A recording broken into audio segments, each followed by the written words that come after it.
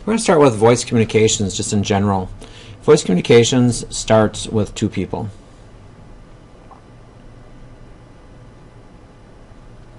When one person wants to talk to another person, the first person speaks, their vocal cords vibrate, it causes the air to vibrate, it passes all the way to the next person, it gets to their ears, it's received by the person's eardrums, which then takes to nerves, goes to the brain, and translates those vibrations into specific sounds.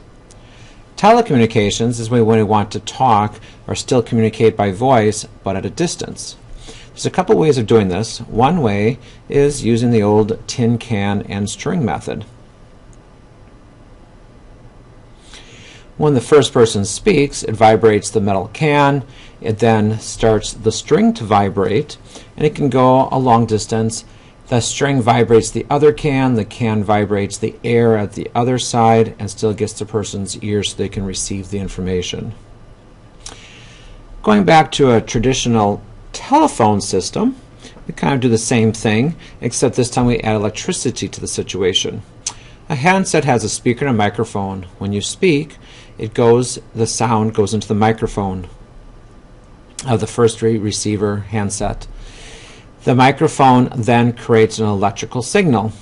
The electrical signal is an electrical analog signal. It's a wave that goes to the other handset, which in turn vibrates or creates the speaker in the other side to vibrate, causing the air to vibrate so that the second person can hear it as well.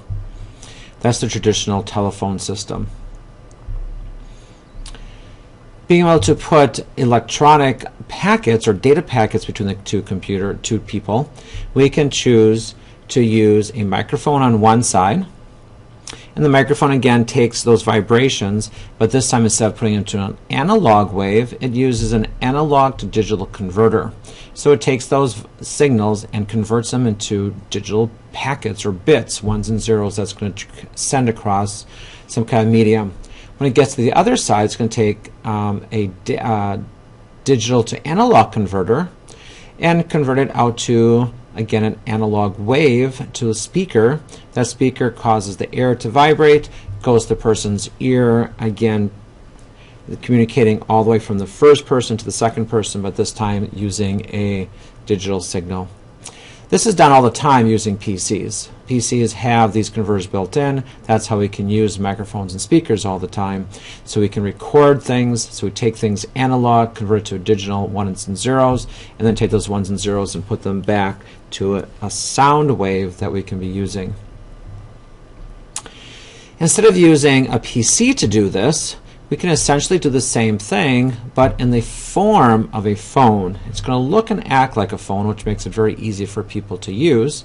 Again, having the microphone part of the telephone receiver going to an analog to digital converter, sent across as digital packets over to a digital to analog converter, and then out to a speaker. But this speaker again is the handset, so it looks just like a telephone. These devices look and act just like PCs, but are in fact the voice over IP phones, which we are going to be talking about for the next several classes. The voice over IP phones are essentially computers. They're identical in every respect except the way that they look. What makes them similar is that it has all the same features and functions of a computer, such as input and output, and processing and storage. When we look at these devices, we can see that they have input. They have a microphone, they have a keypad, they have a keyboard. They do process. They have their own operating system. They have a processor. They do output as well, and that is again a speaker, and it does have a monitor as a display in many of them. The storage is going to be storing the operating system and any configurations that we put onto there. It's stored in a flash memory, so it can be changed and updated. And it allows us to upgrade the operating system as we need to. And that's essentially what we're talking about for voice over IP systems. It's essentially a computer, just in a telephone format. It allows us to communicate using data packets instead of analog waves, which gives us all kinds of advantages. And that is the brief overview of voice communication.